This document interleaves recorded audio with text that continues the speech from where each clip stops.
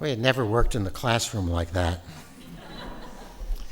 I want to extend a welcome to all of you this evening to this wonderful event. It's clear just from the turnout how excited we are to be able to host Sally Ride and how much we look forward to hearing from her. It's not my job to introduce Dr. Ride. That will be done by Neil Lane in just a minute. But we are quite thrilled to have a path-breaking scientist and astronaut come here to talk to us about increasing the role of women in science and engineering.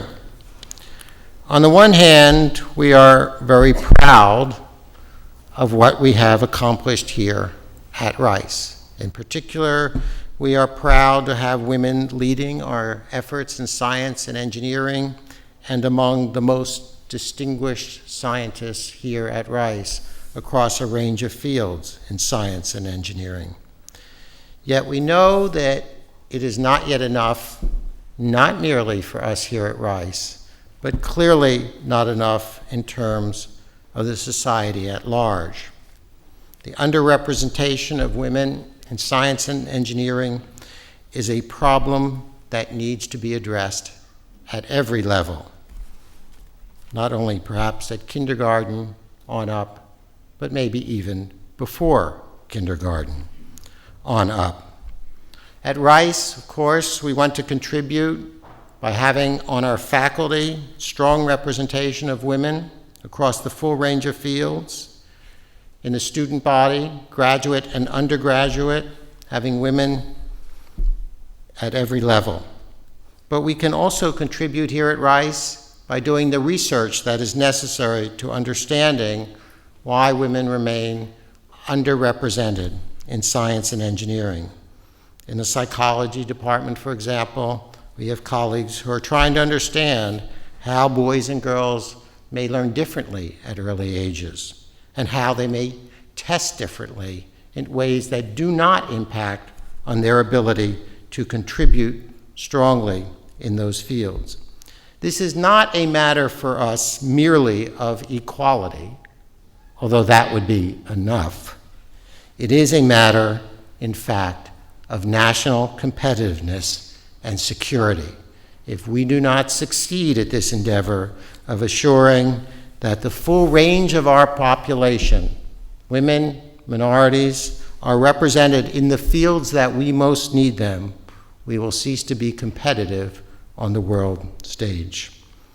So I hope in a minute you will all join me in warmly welcoming Dr. Ride to Rice University, but in the meantime, I turn the podium over to Neil Lane.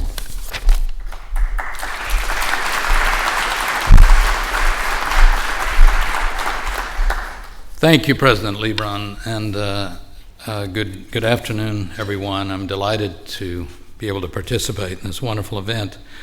Actually, I am not sufficiently qualified to introduce Sally Ride, but George Abbey is qualified, and in just a moment, we're going to turn to George to do just that. It is a great honor to have someone with Sally Ride's distinction speak with us, and on such an important topic as President Lebron just described. And so thank you, Sally, for taking the time out of, I know, an extremely busy schedule to be with us today. As some of you may know, the mission of this Baker Institute is to bridge the gap between theory and practice of public policy by drawing together experts to better understand and find ways to cope with the many issues, domestic and global, that face us in our world. And the Institute has extraordinary leadership under the director, Ambassador Ed Jurigian, who is here this evening. The activity I'm most involved with is that of the Science and Technology Policy Program at the Baker Institute. Our goal with this program is to try to bring together scientists and engineers and technical professionals with other leaders in the policymaking arena and in society, and simply other interested parties in the citizenry, to try to get our hands around some of the very important issues at the interface of science and technology and policy.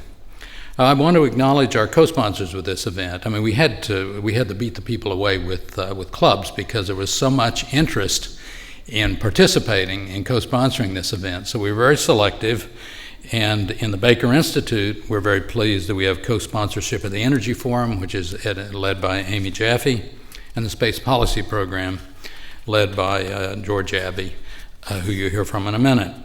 They were both very important in helping us lure Sally Ride here this evening, and also in helping us put together a very distinguished panel, whom I'll introduce in just a little bit to help us with the question session.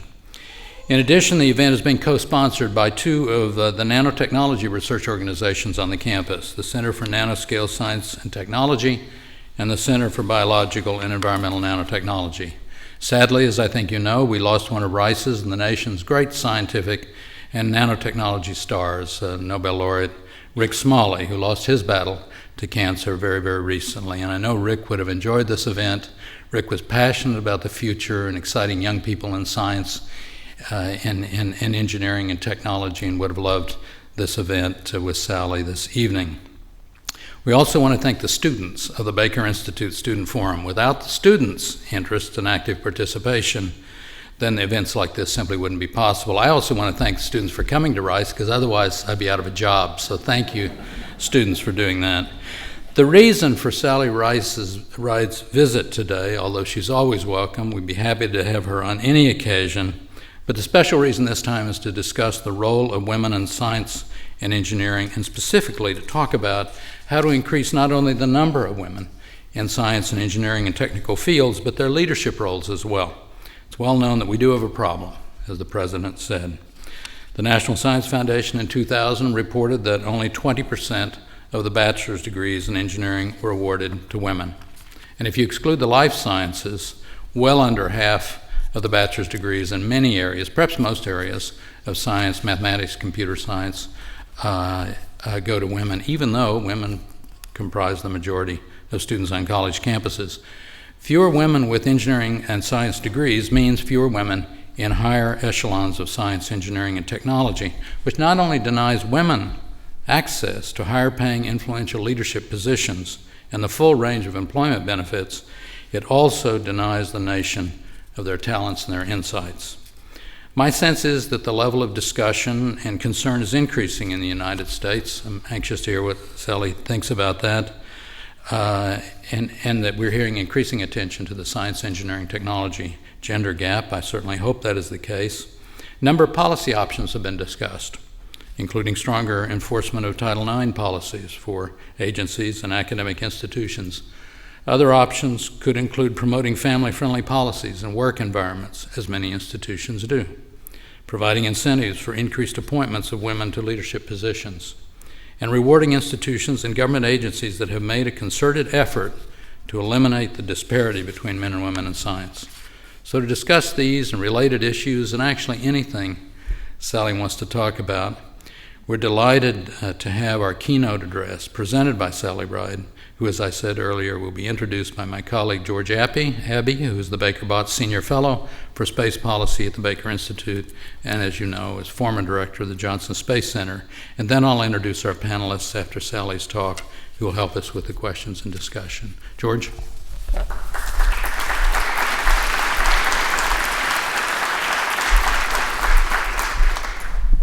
Well, good evening. It's been my pleasure to have known Sally Ride now, I think, for some 27 years, much longer than I would care to remember. But Sally was raised in Los Angeles and received her bachelor's degree in physics from Stanford University, and received her master's of science and PhD from Stanford as well. And it was certainly NASA and the country's good fortune when she applied to become an astronaut and was selected in the first group of women astronauts in 1978. And she flew for the first time in '83, flew on the Space Shuttle Challenger, and then flew again in 1984, and was training for a third flight when we had the disaster with Challenger in '86.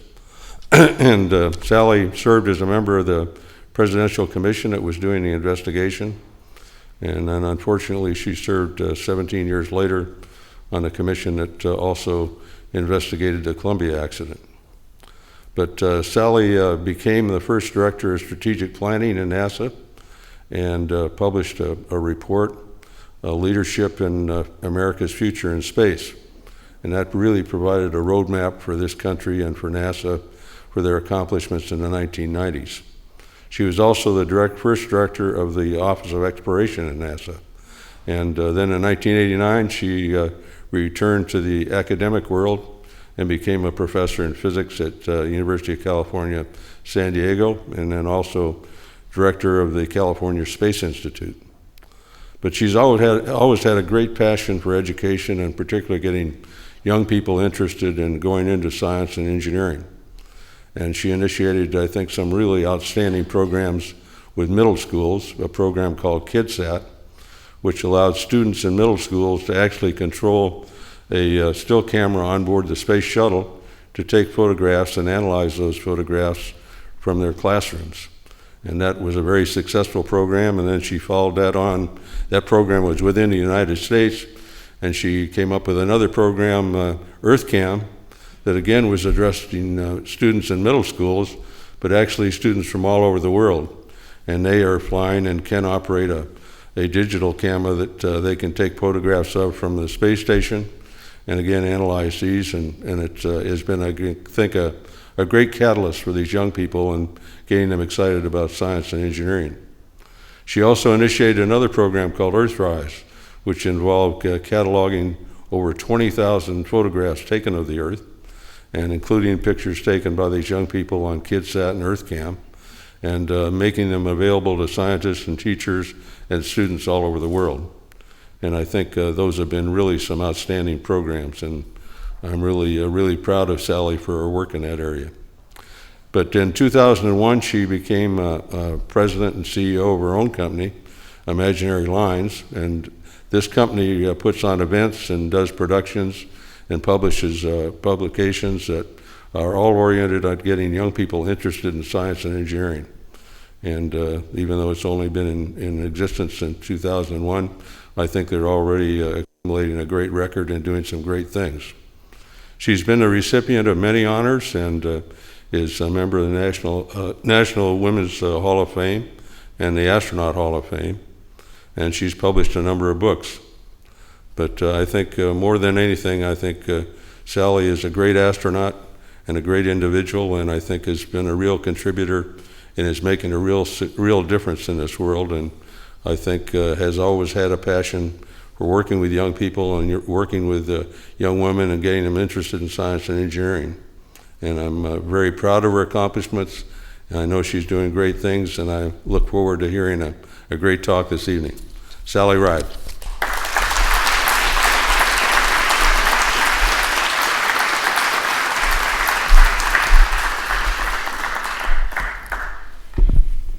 Thank you, George.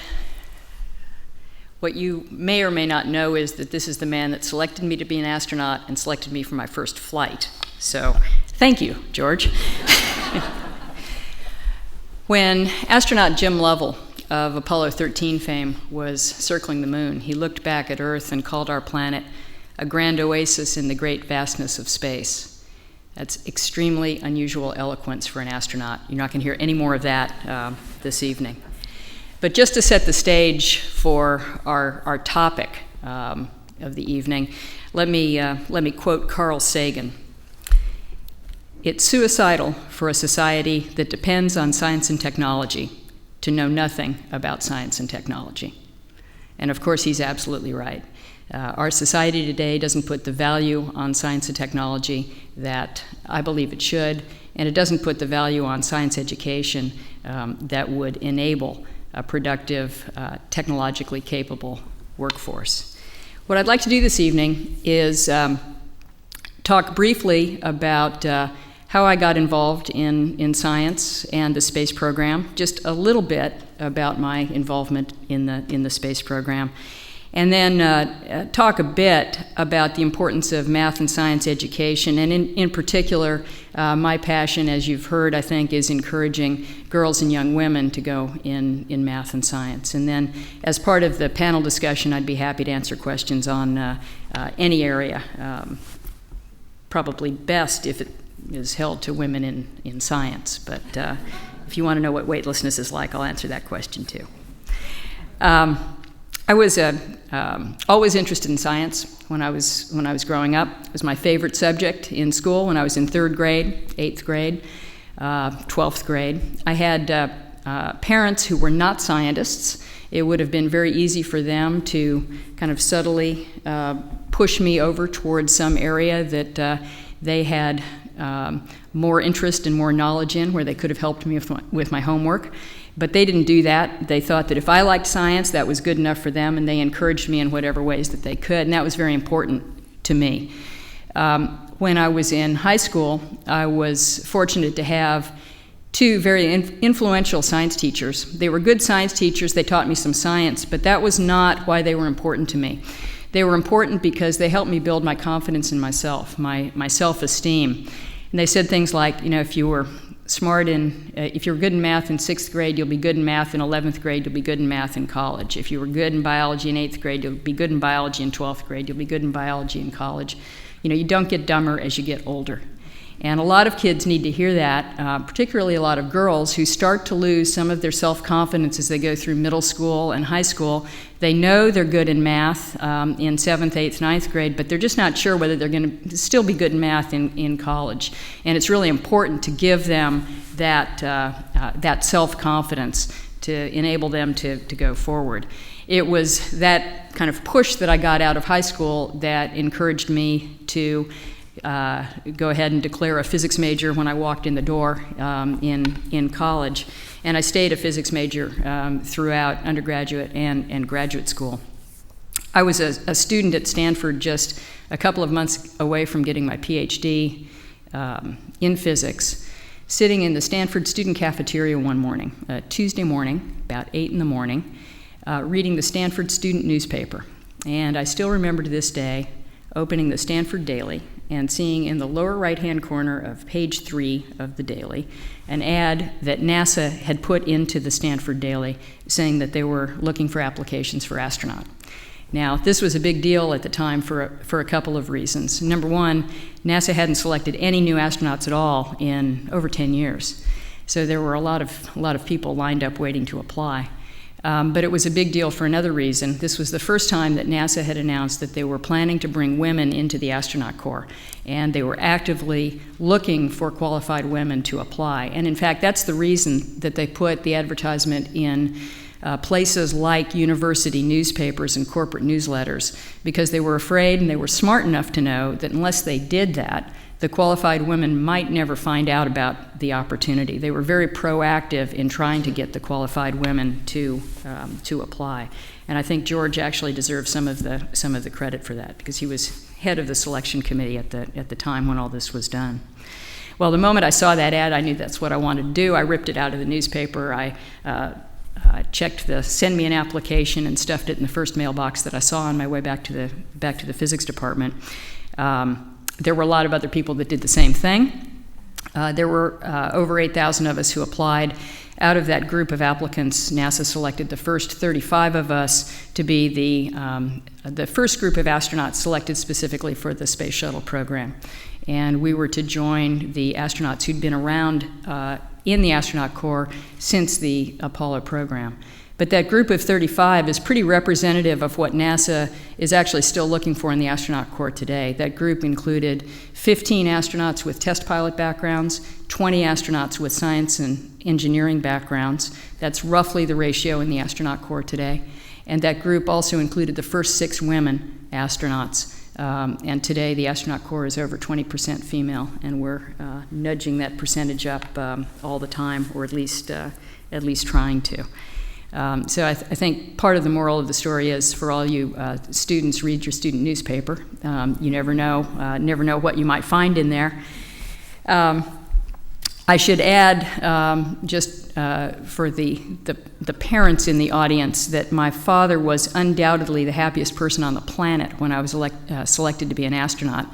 My father taught political science at a community college in Southern California. My father didn't have a scientific bone in his body. My father was about to have a daughter with a PhD in astrophysics. My father didn't know what astrophysics was. My father couldn't explain to his friends what his daughter was about to do for a living. Then I became an astronaut. My father's problems were over. He understood it. He could explain it to his friends. He's a very, very happy man. So, George, you made my father a happy human being. The 35 of us packed our bags, moved to Houston to work and train near at the Johnson Space Center, got in line for our turn to fly. My turn my first flight came on STS-7, seventh flight of the space shuttle. I got a chance to ride a rocket into space from a standing start on the launch pad to 17,500 miles an hour in 8.5 minutes. That's a exhilarating, mind-numbing, bone-rattling 8.5 minutes, I guarantee you. When the engines cut off, space shuttle's in orbit around the Earth, traveling really fast, takes only an hour and a half to go around the world. But better than that, astronauts are weightless, and weightlessness is just plain fun. No other way to describe it. But probably the most memorable part of being in space is the view that you get looking back at our planet. And I wanted to just give you a little bit of a sense, because of some of the environmental work that I know is done here, and some of the interest that a lot of you have in the environment. I wanted to show just a couple of pictures from space, some of my vacation pictures, if you will, to give you a sense of what you can learn about the Earth from space. This is a picture of Florida. This is what you see if you look off towards the horizon in either the space shuttle or the space station. A lot of people think that you can see the famous big blue marble that was seen by the Apollo astronauts who went to the moon. In fact, of course, you can't. The shuttle is much, much, much closer to the Earth. But the advantage is that we get to see the features on the Earth in a lot more detail. So there's a lot that can be learned actually about the Earth and Earth system science just from this perspective. And just taking a look at Florida, you see there's a lot that you can see in the picture. You can see a big bank of clouds off the east coast of Florida, Cape Canaveral about halfway up the east coast of the state. The blue water around the state, the light color blue, is indicative of very shallow water. The water gets a darker blue as you go into deeper water. And then actually the reason that I'm showing this picture is because it illustrates one of the most striking sights that any astronaut has the first time he or she looks off towards the horizon. If you take a look at where the blackness of space ends and Earth begins, you can see a really, really thin royal blue line going all the way across the screen. Really thin royal blue line. That line is Earth's atmosphere. That's all there is of it. That's all that separates everything we know on our planet from the vacuum, the emptiness of space. And it really drives home how fragile our existence is, how fragile our planet is, and how important it is to take care of not just the atmosphere, but all of the resources that are available to us. Let's see, is this gonna work? No. Let's do it this way. Oops. Uh-oh. We got this set up to. Got it. Use the right. Go to the next one. The right button does it? Okay. Must be a Mac person, huh? Okay. Talk about some of the natural features. This is a picture looking through the Straits of Gibraltar. That's Spain on the left and North Africa on the right. There are a lot of things that you can see in this picture, but let me just draw your attention to the southern part of Spain. It's kind of a light color brown, and that light brown changes very abruptly to a much darker brown. That line of abrupt change is an earthquake fault. It's very, very easy to see seismic structures from this vantage point. They look very linear, so it's easy to study this sort of thing from space. This is a part of the world that's in the news a lot these days. It's a picture of the Middle East, the Mediterranean Sea on the left. You're looking at a picture of Israel, Syria, Jordan, a little piece of Egypt. Right in the middle of the screen, I think you can see the very small Sea of Galilee, and then directly below it is the kind of rectangular-shaped Dead Sea. And if you let your eyes go from the Sea of Galilee down to the Dead Sea, again, you're following a linear feature. That's the Levantine Fault. It's a huge fault structure in the Middle East. It's the reason the Sea of Galilee is where it is, the reason the Dead Sea is where it is, and that same fault continues over 1,000 kilometers to the south and is the same fault that opens up to form the Red Sea. The different colors in this picture are just indicative of different types of rock and different types of land use. Interestingly enough, you can actually see the border between Israel and Egypt in this picture. It's at the lower left-hand corner of the screen, and it's where the land changes from a sandy color to a much darker color along, an abrupt line. That line is the border, and the reason that you see it is that Israel had reclaimed the land at this point, and Egypt had not yet reclaimed the desert. Well, you can see vegetation on the land. It turns out you can also see vegetation in the water, believe it or not. This is a picture off the coast of Namibia in southern Africa.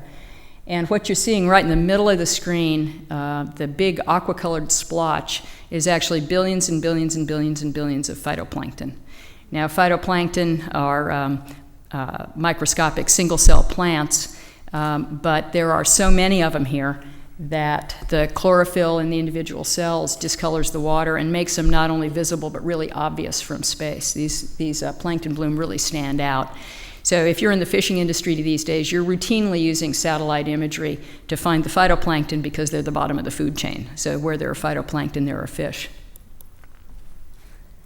This is what a hurricane looks like from orbit. This was a Category 4 hurricane that was active in the Indian Ocean during my second flight. A lot of detail that you can see in the feeder bands of the hurricane. And the next slide's actually going to be looking right down the eye. This is really a cool picture. I kind of wish I'd taken this picture. You're seeing all the way to the water of the Indian Ocean, and you can actually see the structure of the eye wall. Just a couple of examples of civilization that you can see. This is a picture looking down at a corner of Portugal, and what you're seeing are the contrails from airplanes going in and out of Lisbon's International Airport that day. You can actually trace these contrails back and trace out the arrival and departure routes at the airport. This is a picture looking all the way across Brazil, from east at the bottom to west at the top. The astronauts who took this picture actually thought they were taking kind of an artistic picture looking all the way across Brazil with the cloud cover being cut off by the Andes Mountains at the top and then a little corner of the horizon. Turns out what they were actually photographing was not an overcast day in Brazil, but instead a typical day during the dry season. And what they thought was an overcast layer of clouds was actually accumulated smoke and haze from all the fires that were burning that had been set to clear parts of the Amazon forest. And what they thought were individual thunderclouds or puffy clouds were actually plumes of smoke over fires that were burning at the time. And this is what Brazil looks like every day during the dry season. If you look down at that part of the world during a different time of year, this is the sort of thing that you can see. This is a picture looking down at a part of the Amazon forest. And you can see kind of the classic crosshatch pattern that shows where the forest has been cleared away. And you can actually compare this photo to a photo taken 5 or 10 years before, and you'd see just closed canopy forest. So this gives you a sense of how satellites can be useful in quantifying our resources, quantifying things like deforestation. And one more depressing picture. This is a picture looking down at a small part of Madagascar. Madagascar is a huge island off the east coast of Africa. It's actually about the size of Texas, which is what confused me there. But it's a very mountainous island in the tropics. And 50 years ago or so, the island was almost completely covered with forest. In the last several decades, the people have been cutting down the forest for perfectly good reasons. They need the wood for fuel. They've been clearing the land for agriculture and for grazing, but the result is what you see. Only about 10 or 15% of Madagascar's forests are left. And you can kind of get that sense just by looking at the picture, kind of little threads of dark color, threads of green. That's where there's forest left. There are lots of consequences to that, as you all know. One is that every time it rains, which it does, of course, all the time in the tropics, there's nothing to hold the topsoil down. So what you're actually seeing is a photograph we took just a couple hours after a thunderstorm, and you're seeing the water, the topsoil of Madagascar just streaming down from the mountains on the upper left and meeting the blue water of the Indian Ocean down at in the middle of the screen. Well, this picture's in here just because I like it. This is what a sunset looks like from orbit. The shuttle and the space station in orbit are traveling really fast. They go about 5 miles a second around the world. As I said, it's 90 minutes around the planet. That means you're in sunlight for about 45 minutes, in darkness for about 45 minutes. So you see one sunrise and one sunset every 90 minutes, or 16 sunrises and 16 sunsets every 24 hours. So every astronaut has a picture that looks like this. But it gives you a sense of what detail you can see in the vertical structure of the atmosphere. You're actually seeing huge thunderclouds that are kind of silhouetted against the sky here, and gives you a sense of how easy it is to study Earth's atmosphere, even the vertical structure of it from space. If you've got a scientific instrument studying the atmosphere, you often point it just like this off towards the horizon to get that vertical structure. You know, a lot of people have this picture of astronauts who have their noses pressed to the window all the time during the daylight part of the orbit, and then quick get back to work and do what the taxpayers are paying us to do on the night side of the orbit. It turns out nothing could be further from the truth. We're actually at the windows all the time. And this is the reason. This is what the Earth looks like at night. It's absolutely beautiful. Cities stand out. This is a picture in the Midwestern United States. Actually, you can see Cincinnati, Columbus, Indianapolis right here, and Cleveland up at the top of the photo. So it's just a really stunning sight. And of course, I lived in Houston at the time, so I looked down at Houston every night and could just see the city lights sparkling, could follow the roads down to Clear Lake, and it's a fascinating sight.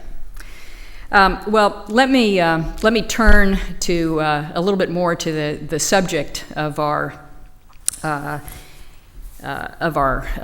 meeting this evening.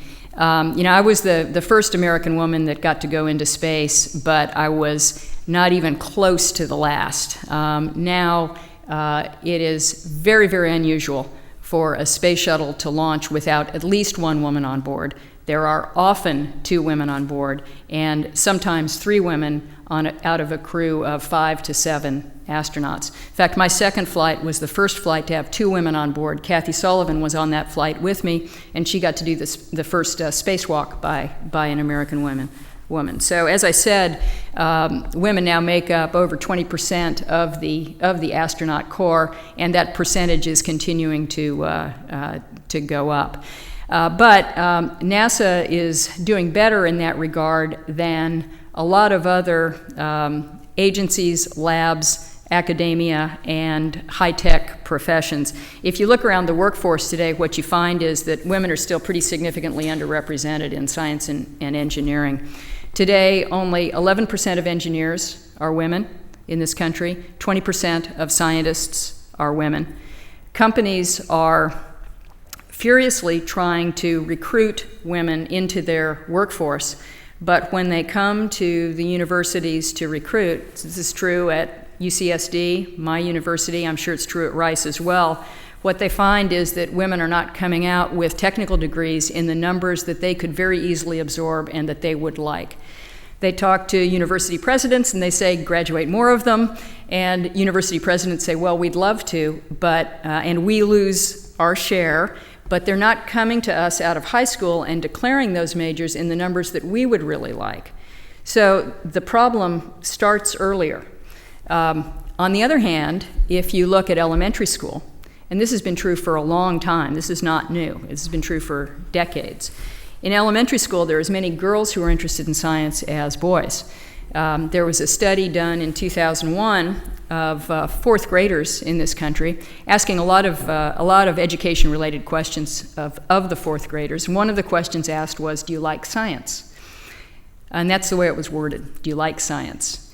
68% of fourth grade boys said they like science. 66% of fourth grade girls said they like science. So 2 wonderful messages for the country. One is that in fourth grade, fully 2/3 of the kids like science. We haven't beaten it out of them yet. And the other message is, in fourth grade, it's as many girls as boys. And as I said, this is not new. This has been true for a long time. But starting in middle school, we start to lose both boys and girls, but we lose girls in far greater numbers than boys. And the reasons are not reasons of aptitude or even interest. In fourth grade, they were interested. In fifth grade, they probably still are. The reasons are primarily societal.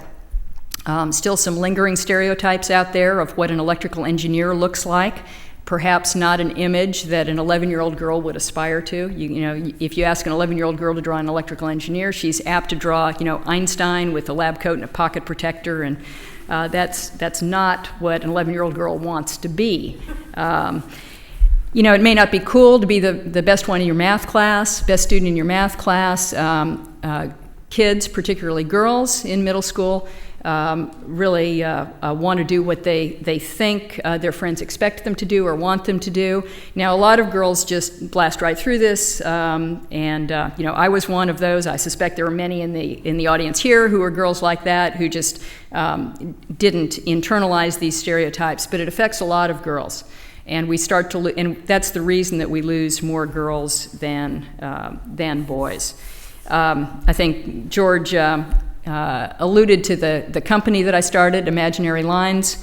I started it to try to capture those girls. We focus on the middle school age, boys and girls, but our principal focus is on girls. And our philosophy is that we don't need to convert any of these kids, including the girls, to science. In fourth grade, they told us they were interested. All we need to do is capture that interest and enthusiasm that we know they've got and give them support. So in our case, that means that we create events and programs that are designed to be fun, that the kids can participate in with their friends, where they can have hands-on activities that are engaging, and where they can, importantly, meet female role models so that they can put female faces on these careers and see that a woman who is a mechanical engineer is a normal-looking person. She may have kids, she may have dogs and cats. She's someone that is not this stereotype lab coat pocket protector. And it really makes a difference to kids, and especially girls, to be able to imagine themselves growing up into these roles. It's very, very important at this age to create a sense of belonging in science, make them feel like it's natural for them to be participating in science, that it's not unusual, and give them some kind of a support structure, the confidence that they need, and the opportunities to go ahead and pursue those aspirations. Now, why should we care whether kids, especially girls, go on in science and math and engineering? And Neil alluded to this. It's critical to our competitiveness as a nation to have a technically trained workforce and a technically literate citizenry. And we want to draw on the whole talent pool, or we won't be achieving our potential as a nation.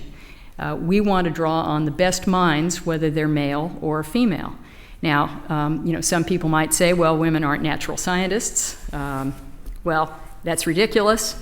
And I think we probably have lots of examples of that in this room. But let me just put women's participation in science and engineering maybe in some perspective for you. Let's go back to 1970. So some people in this room don't remember 1970. A lot of us do. Okay? I remember 1970. I was actually in college in 1970. In 1970, 5% of law school students were female. 8% of medical school students were female. 4% of business school students were female. 1 in 27 high school girls participated in sports. You could have concluded in 1970 that women didn't make good lawyers. Women probably couldn't run a business. If they had those interests and those inclinations, they'd be getting MBAs. If they could be lawyers, they'd be in law school. You could have concluded they didn't like sports. And you would have been wrong, and time has shown that. Today, law school, med school are 50-50, male and female. 45% of MBAs now go to women, and 40% of high school girls participate in sports. But the numbers in physical sciences in particular and engineering were even lower in 1970. In 1970, less than 1% of the engineers in this country were female. 0.7% were female. So you could have rounded up 100 engineers in the United States, and you might not have found a single woman among them. So those numbers have just had further to go. We haven't quite reached critical mass in several of the engineering disciplines, physics, some of the other physical sciences that you can think of. But that doesn't mean that in 20 years there aren't going to be as many women in those disciplines as there are today in law, in biology, in medicine. It just takes time. There's nothing that says that this curve that's been continually increasing in engineering is suddenly going to level off because women don't have the innate ability. So you can tell where I come down on that one. I think the real message is that there are a lot of kids out there, and it's boys and girls, who can go on to do great things. They just need support. They need encouragement, they need role models, they need access to a quality education. And the vitality of our society actually depends on our ability to inspire and to educate these kids. It's up to all of us to elevate the value that our society puts on science. And if you think that the messages that our culture sends don't make a difference, I'm going to leave you with a story. This really happened to me. I don't think George has ever heard this story. This happened to me just a couple of weeks after my first flight, after we had landed. And just to take you back in time a little bit, for those of you who may not remember my first flight quite as vividly as I do, it was a big deal that an American woman was going up in space. So if you were reading the newspapers or you were watching television those days, you were hearing about our flight, but the whole focus of our flight was on me. You would have thought that there was only one person on this crew. You would have not have known that there were four other people, male, on the flight. After I landed, there was a lot of publicity. I went up to New York, was having lunch with a good friend, when someone that neither of us knew came up to our table and sat down and asked if she could join us. And we said, sure, why not? And she said that she had a story that she wanted to tell me. And the story was this. She had a 5-year-old son who had 6 months before, as only 5-year-olds can, discovered the space program. You know, he wanted to be an astronaut. The whole focus of his life was on the space program. She had to buy him a flight suit. He knew, the thrust of this engine. He knew, he just knew everything, and it was the only thing that he really cared about for several months. It turns out that our flight was the first flight of the shuttle on his time horizon, since he had been interested in the space program. So he was following our flight avidly. He made his mother get up the morning that we launched to watch the whole countdown. So they were up at 4:30 in the morning with the TV set turned on, watching us, go out to the launch pad, go up the tower, get into the shuttle, watch the entire countdown. We launched. They cheered. She went. His mother went off to get ready to go to work. A couple minutes later, she heard him crying in the living room. And she came out, rushing out. She thought something had gone wrong. She came rushing out. She said, what's happened? Is everything okay? And he said, yes, everything's fine. The space shuttle's fine. And he kept crying, and she said, well, what's the matter? And he looked up at her, and he said, Mommy, can little boys grow up to be astronauts too? Thank you very much.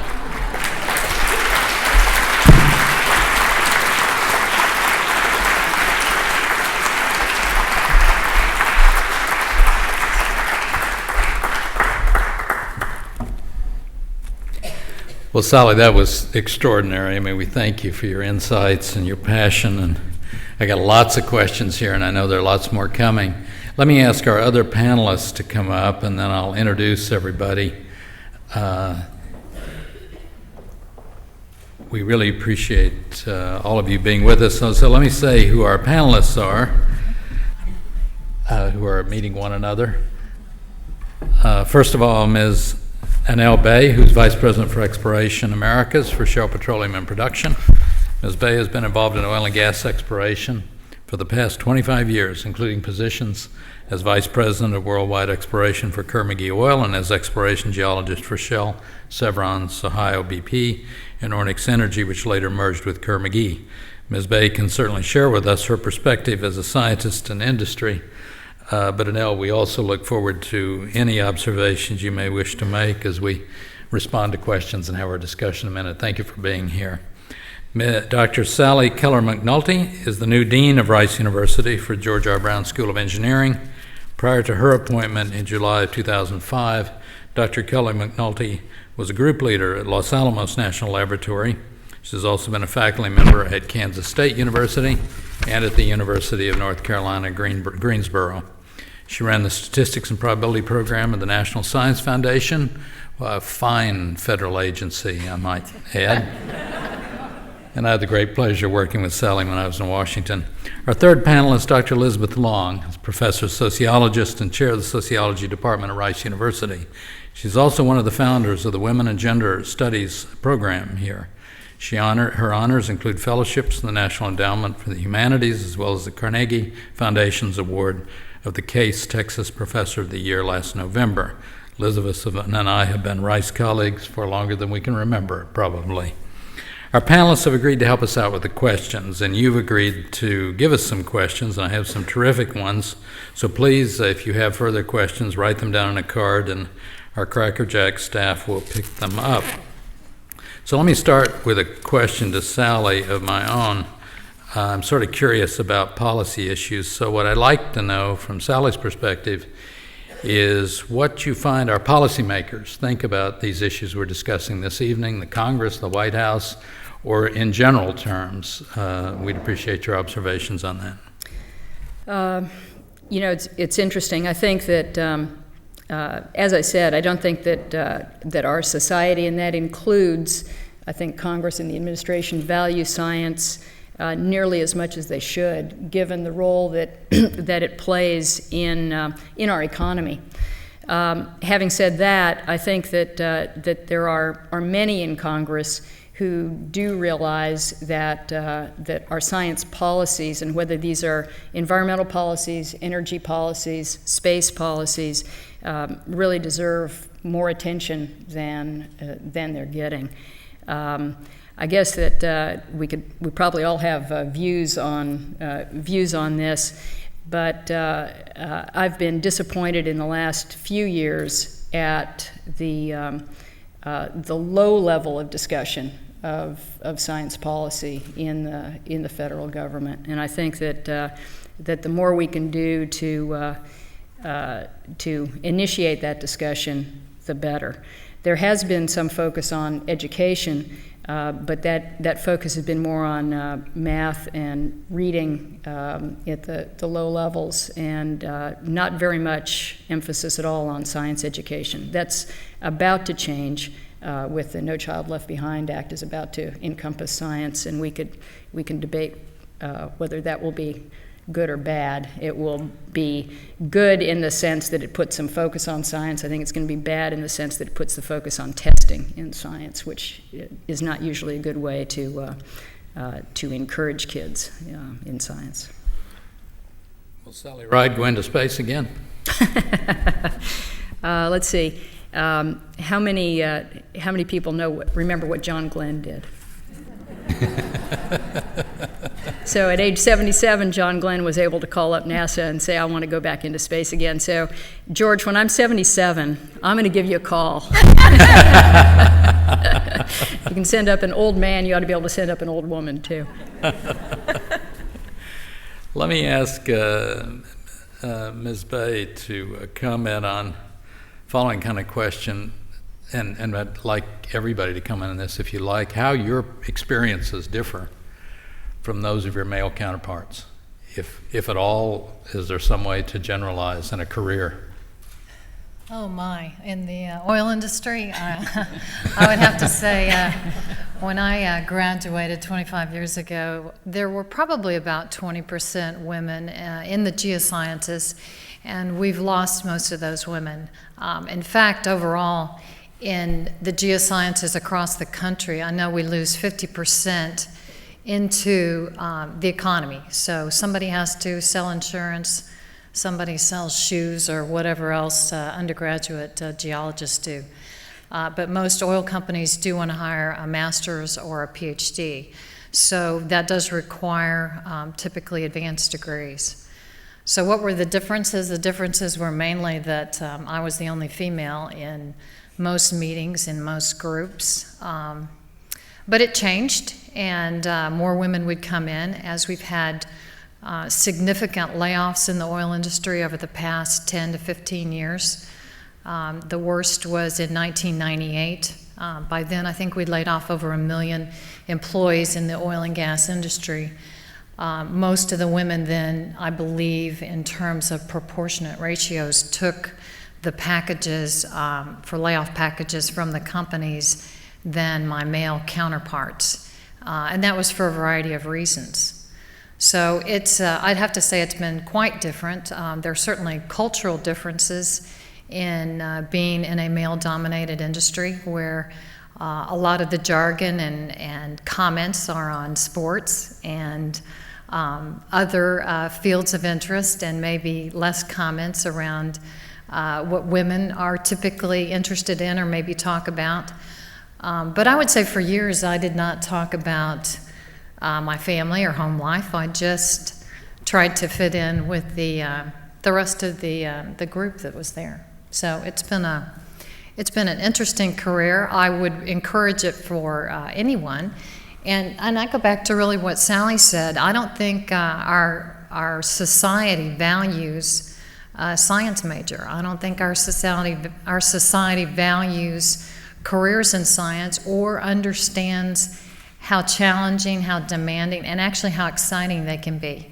So that is something I think we should do more of, which is promote what those careers are. I don't know how many people in the audience today or how many people in general in the U.S. understand what a geologist does.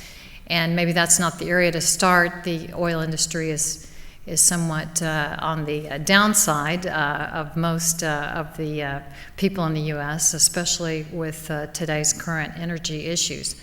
But I will say one last comment, which is this country is going to be in a significant crisis of who is going to run the energy industry in the next 25 years, because we are not graduating enough scientists in general, both engineers and geologists and geophysicists, to take over our energy needs. And I can say that the Chinese are, I believe, graduating about 1 million scientists a year. And of course, that's across the board.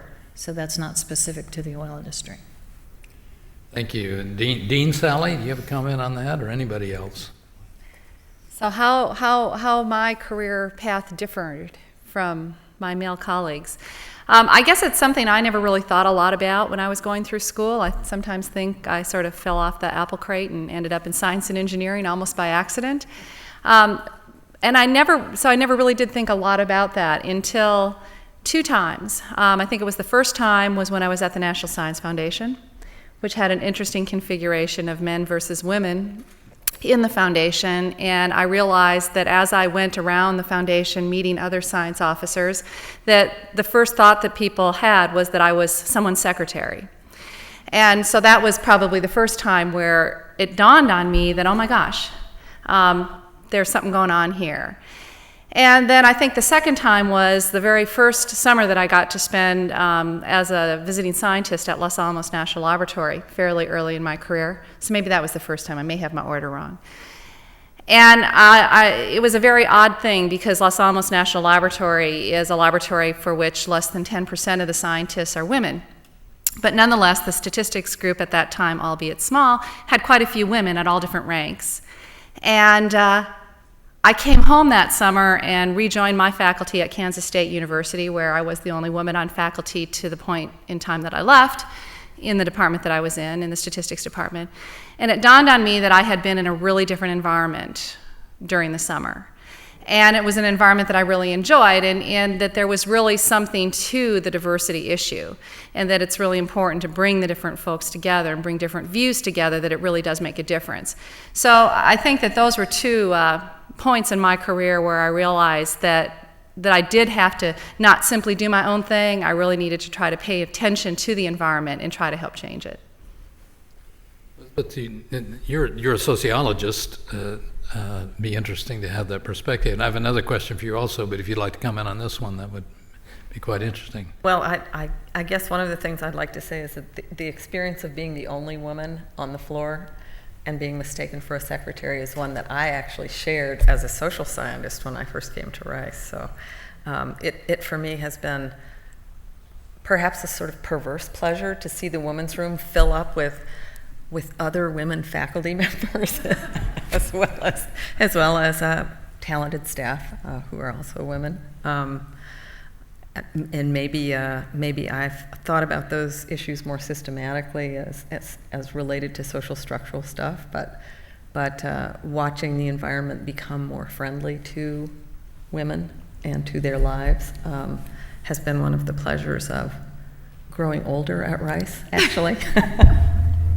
So I've experienced some of that as well. Elizabeth, let me ask you this next question, and then I'd like Sally and all of your views on this. Do you think that girls and boys learn or understand differently, and that the methods that have always been chosen to educate have been based primarily to appeal to boys? If so, how could we change this? And if not, why do you think that way? So let me start with Elizabeth, but I think this is one everybody's had an experience with. I actually don't have much insight on this one.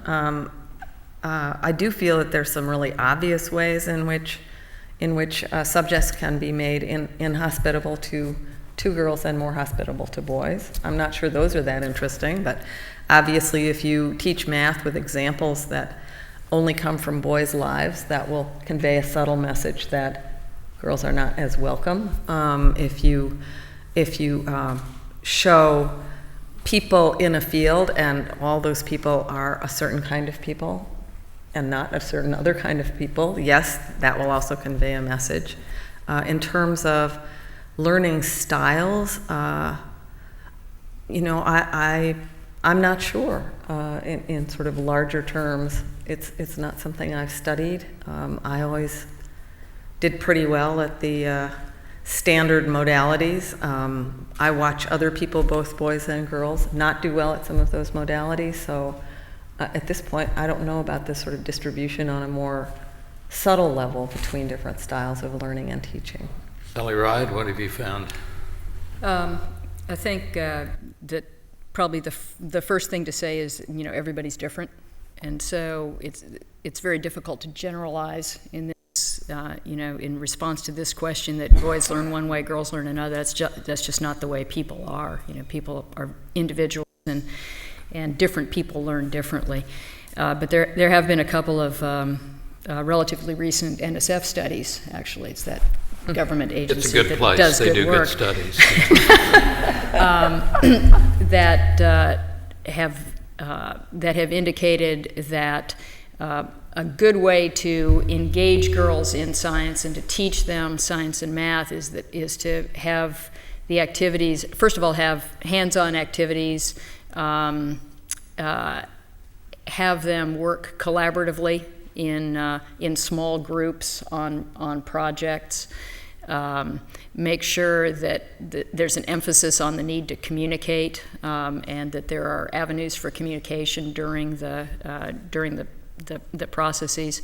Now, whether, as I said, I think you can go a little too far down this road very quickly, and say, girls learn better doing this way, boys learn better doing, in these modalities. But I think that that the good news for science education in this is that I think almost everyone would agree that the most effective way to teach science is to teach hands-on, have kids do things, kids do things in groups, emphasize that it is important to communicate, because you could be the most brilliant scientist in the world, but if you can't tell somebody what you found, it doesn't do you any good at all.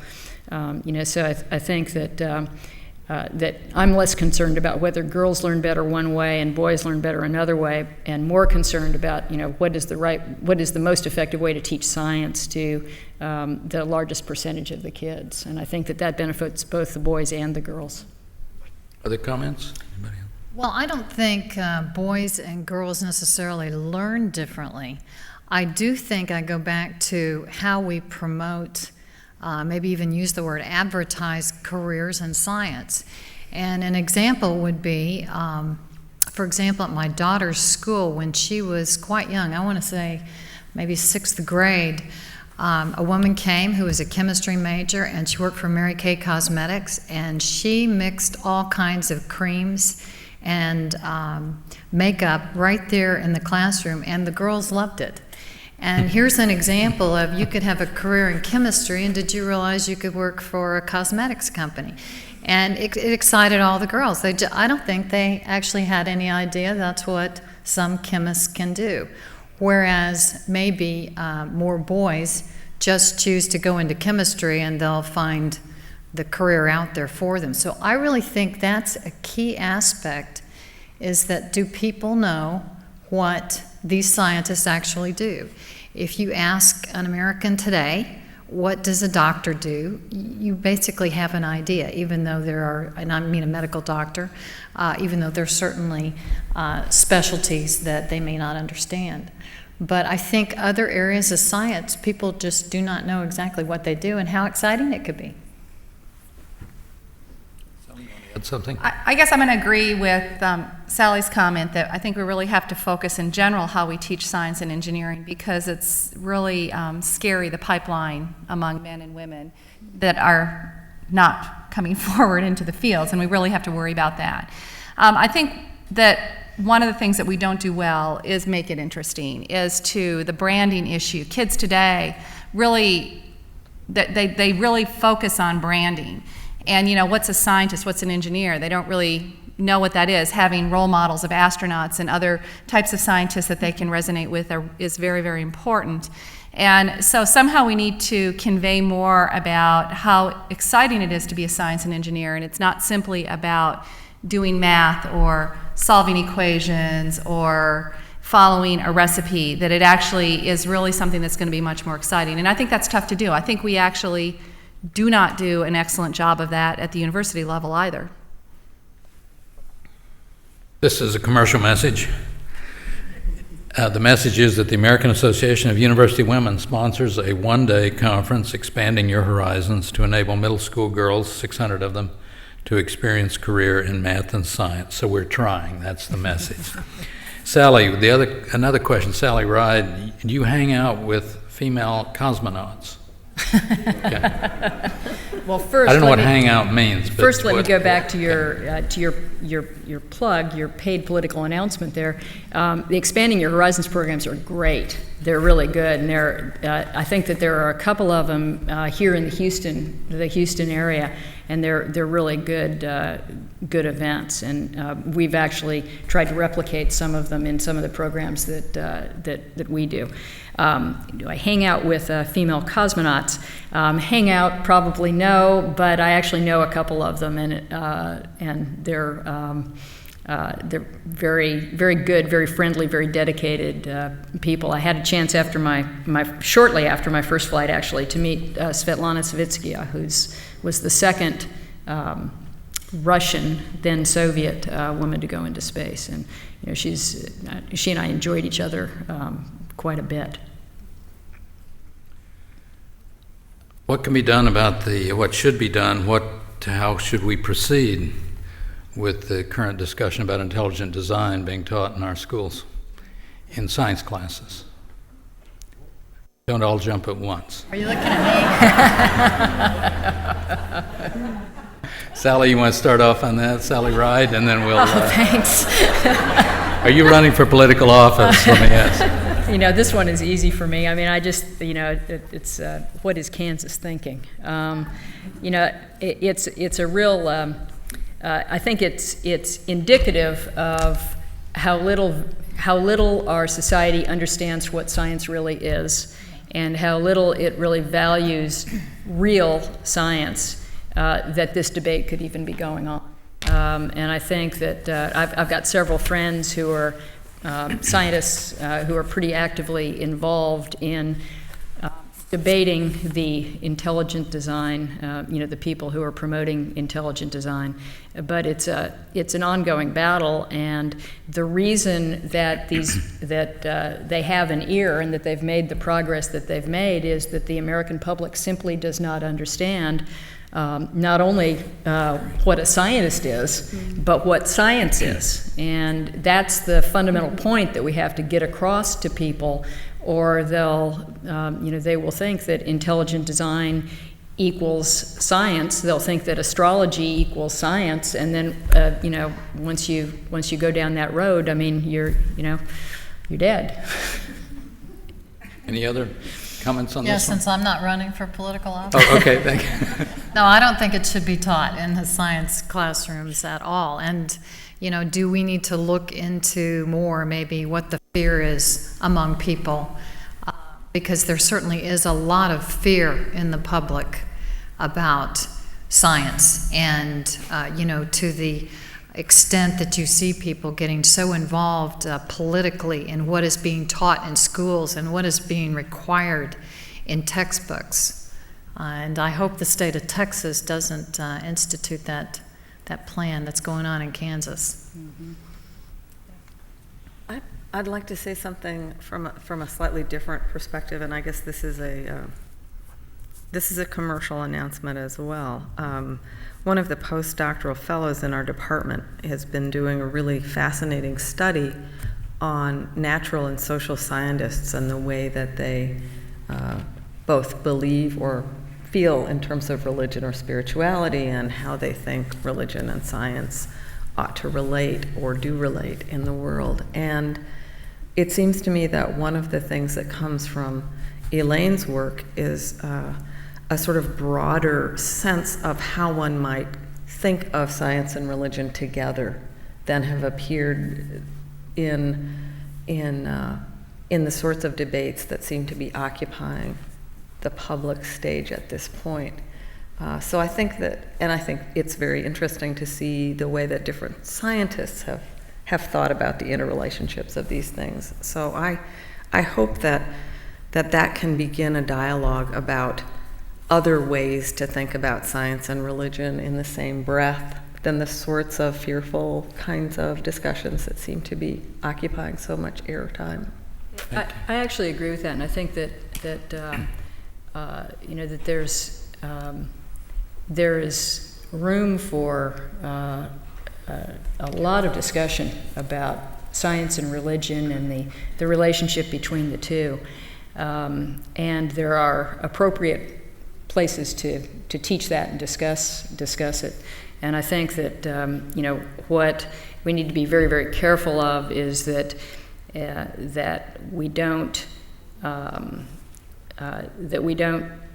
begin to teach intelligent design as science, but rather but rather keep it in the discussion of how might science and religion relate to each other, and in those sorts of forums. Well, and one thing too is in the science world, you're taught that there is an answer to the problem, and there's nothing wrong with that, to go seek out what is the scientific answer to that problem and try to separate that then from what is your own personal faith, and that doesn't necessarily have to be exclusive of that.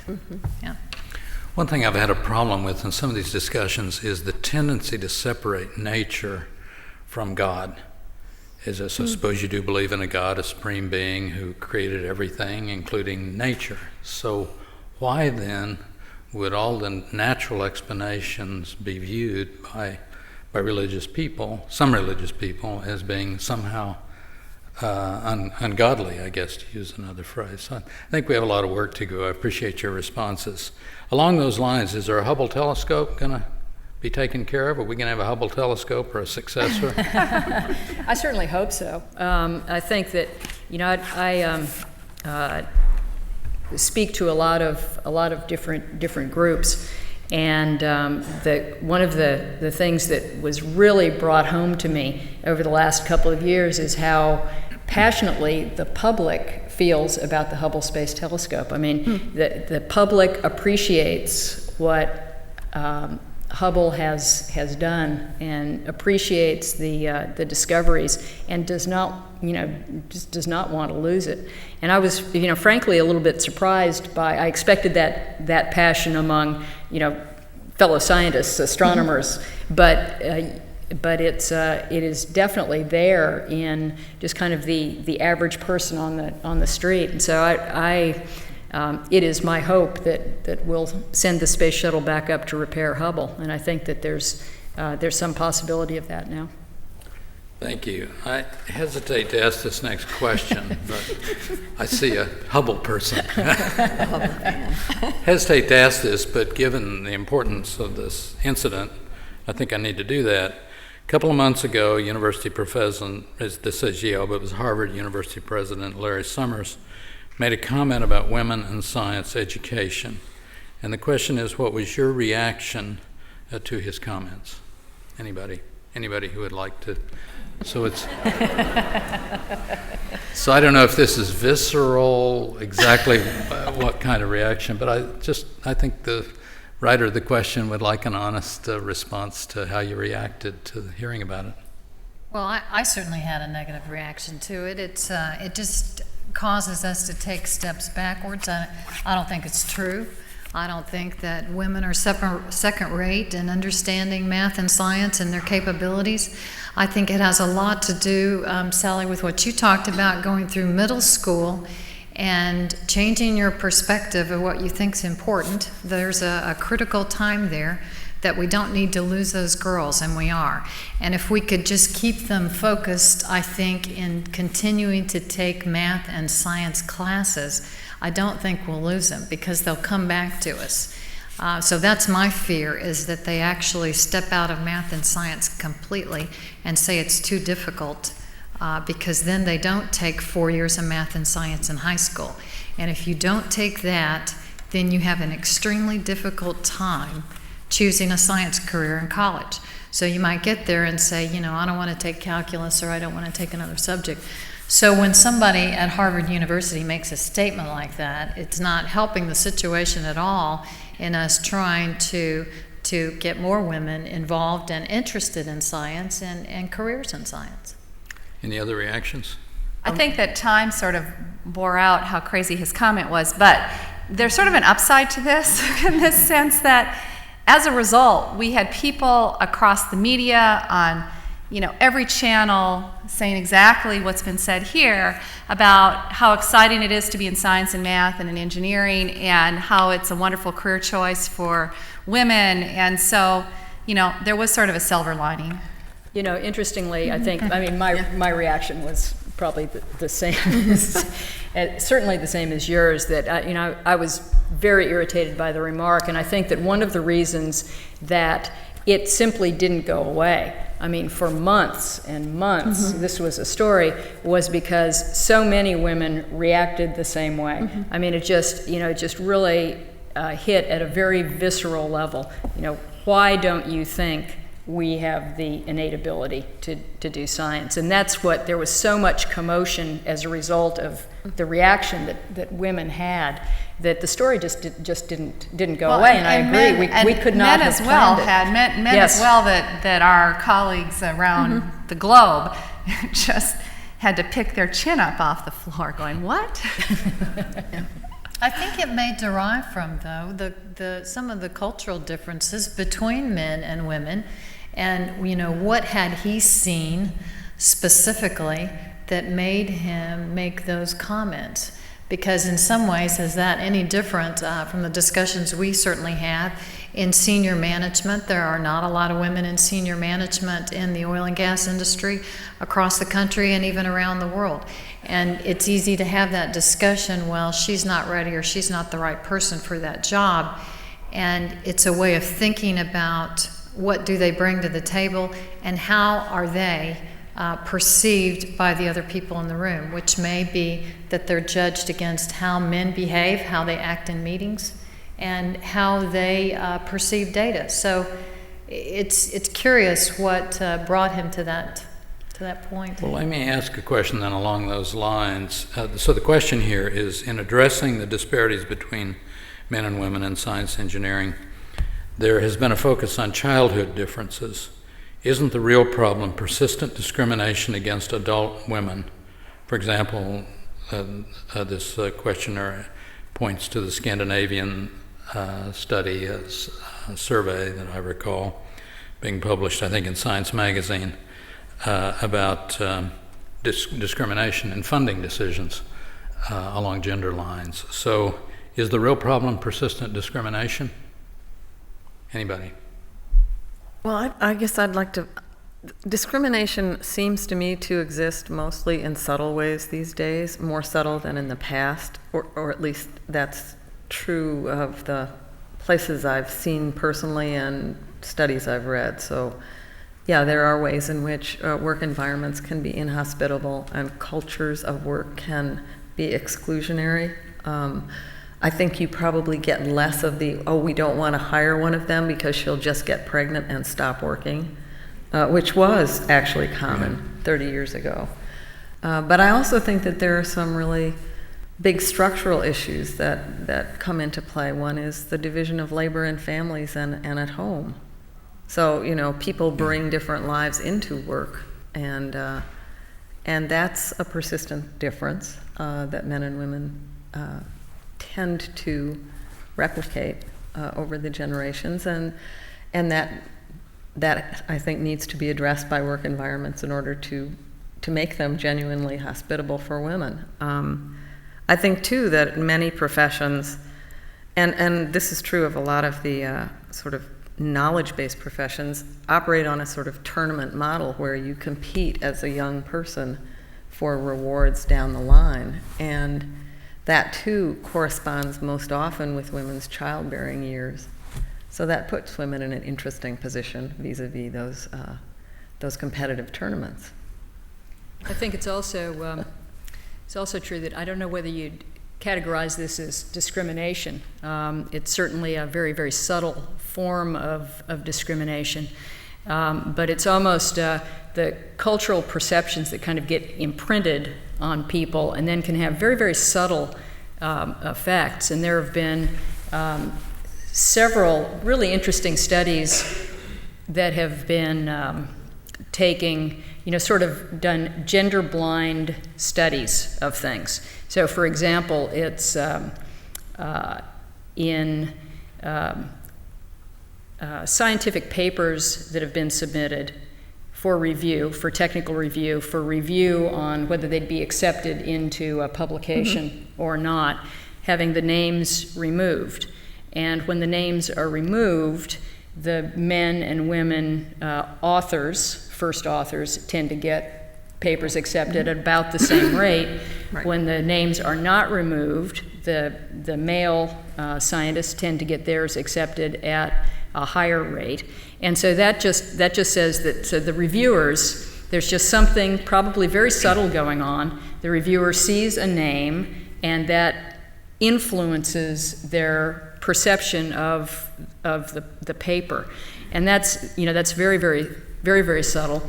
I think that the same sort of thing was done with interviews for orchestras. And now many orchestras review, basically Yes, they do. review behind a curtain, Yep. so that you can't see whether the person playing the instrument is male or female. You just hear what they're playing, because again the same sort of thing. There were these perceptual differences that kind of that led to differences in the results. So I don't think people would call that discrimination. Certainly the people interviewing or reviewing the papers didn't consider themselves discriminating, but it feeds in very, very subtle ways. Here's I think a young woman asking for advice, or maybe just curious about your reaction. Do you feel you need to change your behavior to fit in a male-dominated field, whether it's dressing differently or resisting the test to make coffee? Do you think it's more important to fit in or be yourself? I'll be happy to take that one. Please. I think it's critical, absolutely critical, to be yourself, because if you're not going to be yourself, you'll be unhappy in the end. And I think it's really important to walk into what you're going to do in life with your eyes open and recognize what the life choices are that you're going to make, or that you might make. Not that you might make, that you will make throughout your life. That there are trade-offs in everything we do. There's trade-offs in life. I think that women face a lot of trade-offs at a period of time in their life that men don't, and it's at a very critical time in a lot of professional careers. But the thing that's wonderful about science and engineering is the flexibility of what we can do, and the flexibility how we can have interruptions in our careers and go on and do different things, come back into the field, and just keep moving forward and backward in all different directions. So I don't think that you should be anything but yourself. I think you should do what makes your heart sing. I had a colleague tell me that. And that recognizing that women bring a tremendous amount to science and engineering. In particular, because if I'm going to go into nurture nature, which is totally not my field, but I'm going to go there anyway, is that I think that there is some innateness to be a nurturing person, to be able to enjoy being in a team environment, to be able to inspire people to be the best that they can be. I mean, that's what we do with our children. And you bring that into the workplace, and there's just so much power in that. And that's what you have to remember. And if you're going to conform to something else, then we all lose. Well, and I would just add that I agree completely. You do have to be yourself, but I think there are also ways in which you can do that. And what I mean by saying that is, when I certainly started in the oil industry, I wore suits every day. I didn't want to be confused as a secretary. And I didn't mind if I made coffee as long as I saw someone else did the coffee or something like that. So I think there's subtle ways where I would say that you do try to fit into the company that you're in. And the reason being that is you have to decide what message it is you're exactly trying to send. So I felt by wearing a suit every day for 25 years that I was sending the message that I took my job and my work very seriously, but I certainly could have fun with it. And I certainly was myself, and I am myself, and I continue to bring that to the company.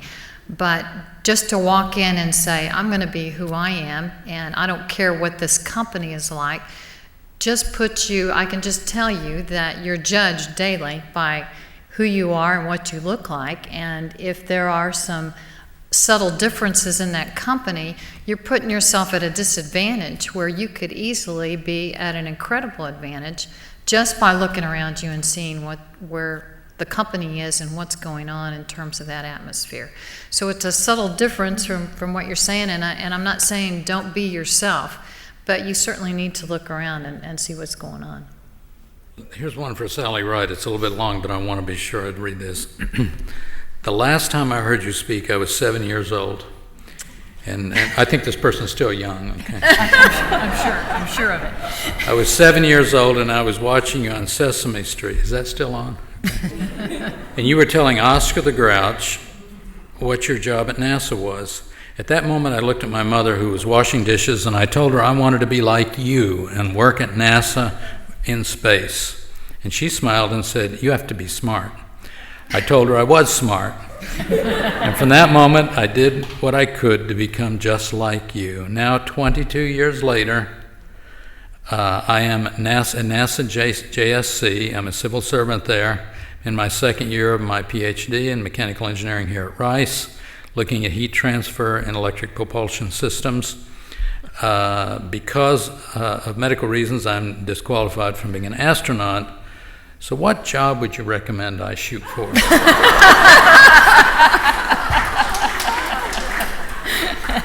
That's great. Well, thank you for that. And yes, I did get to launch Oscar the Grouch out of a trash can. That was fun. You know, I think there are just a ton of great jobs at NASA for mechanical engineers, for all kinds of scientists, and you know, I have a special place in my heart for the Johnson Space Center, and I think that I had most fun, of course, when I was being an astronaut. Second most fun when I was in mission control. So I might suggest aiming for something in mission control. It's a kind of similar question, but a person who went the other direction. You mentioned the lack of confidence emphasized toward math and science for women, I think for girls. And because of this, the questioner, pursued a social science career. Not all bad, right? But a different career. But my passion still lies in the natural sciences. Is it too late to pursue science, natural science, since I can't really go back and switch? I'd say it's never too late. I would agree. It's never too late. Never too late. Never too late. No, never too late. Give it a shot. Especially to do something that you're really That passionate you're about. passionate about. Yeah. Absolutely. Yeah. And seek the help you need. If you need to take physics, take it in summer school, take it somewhere. Take the background science that you need to pursue the degree that you want. Go for it. Absolutely. I think one of the things women have done that's been really exciting is sort of burst open life cycle expectations about when it's appropriate to do a certain thing. I mean, it may be harder to go to medical school at 55 than earlier. It may be harder to take that physics course later rather than earlier, but you can do it, and often the victory is so sweet that it really it's really fabulous. So, Elizabeth, I'm a physicist and I love physics, but I've always thought I might want to be a sociologist. Is it too late? I mean, actually, unlike physics, sociologists peak really late in life. So I would say go for it. We're coming close to the end. Sally Ride, what's the biggest challenge you faced as a minority, underrepresented person in any case, at the beginning of your career in the late 1970s? You know, I think I was, you know, to be honest, one of these people who didn't really notice that I was the only, you know, one of the few women in my physics classes. I wasn't the only one. I wasn't the only woman in the graduate class. There were 3 women in our graduate school class in physics at Stanford. And it didn't really matter to me. I loved the subject so much that I almost didn't really notice. And it didn't occur to me, unbelievably, you know, that it was going to be any different in the astronaut corps. I thought that if they were saying that I should apply, that, you know, I was either qualified to apply or I wasn't qualified to apply, I should take them at their word that they were willing to look at my application. You know, so that kind of probably oblivious attitude probably helped me a lot when I was growing up.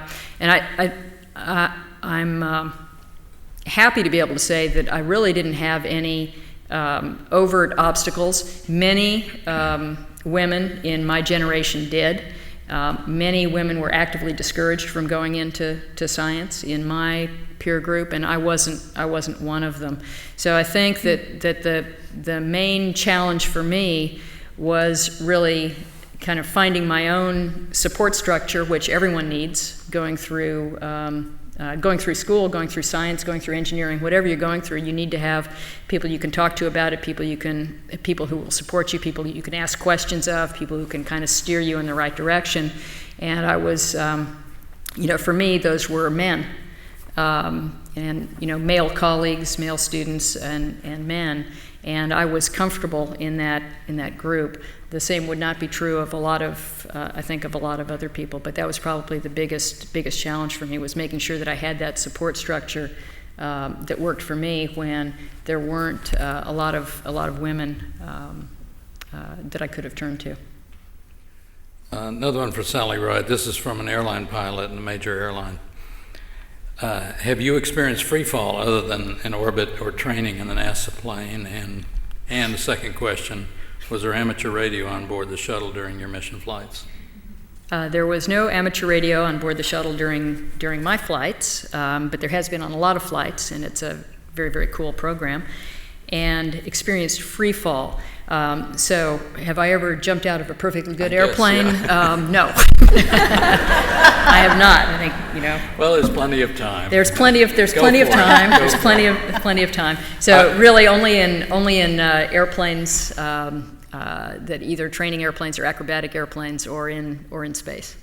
I'm sorry, we have so many more questions. I'm not going to be able to get to all of them. I apologize to those I didn't get to. But let me just finish with this one, which any of you could maybe make a brief comment on. What type of leadership roles are most crucial in developing gender equivalence in science and engineering technology? And the examples given are academics or politics or a specific industry, private sector. Can you pick out a particular one or all of the above, and why? Sally, you want to start? We'll just go down Sure. the road. I think it's all of the above, because I think that there's still enough of a problem that it needs focus from the political sector. It needs leadership to start changing the culture as well. So this is in the private sector. Industry needs to play a role and make this a priority. And academia also has to make this a priority and begin increasing the rate at which they hire and promote women throughout the academic structure. So I would have a hard time choosing between those, because I think that it's important. We really need a full court press here on this. So it's important to have every sector involved. No. Well, I would agree that we need the leadership across all those sectors as well. I wouldn't say that you'd need it in one more than the other. I think certainly private industry can do more than they have, and they are at least pursuing that in different aspects and in different companies across the globe. One other thing that I'd like to add, though, and just in terms of leadership and going back to the original questions on this panel, are the leadership that we could show today and in the university and in the industry of pooling our resources to do just what we talked about here, which is the promotion of exciting jobs in science. And so the leadership behind that, I think there's actually quite a bit of money that, again, like I said, if we pooled it and talked about careers in science and not specifically which one, there's really a lot we could do. Sally Keller-McNulty. I think we have to worry about all the sectors as well. And I think it's an interesting time because we do have women coming up in science and engineering through the ranks.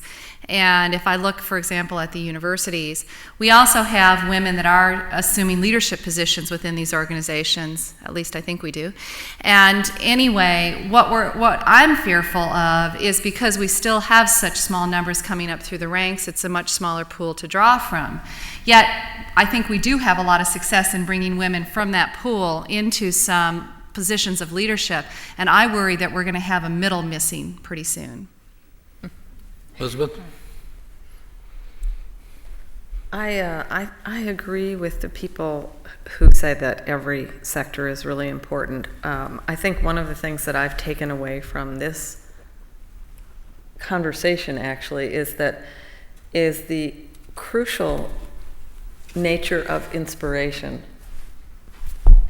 sort of stretching our imagination, trying to figure out ways to communicate that to young people, not just young girls, because clearly everybody's got to change to make this happen, to enliven our understanding of what science is about, how exciting it can be for people.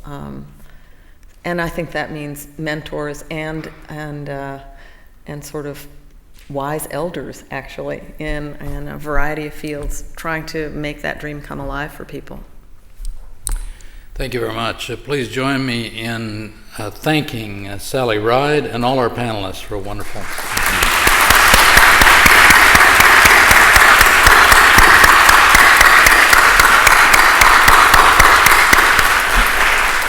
That concludes our program. Thank you, ladies and gentlemen, for being here.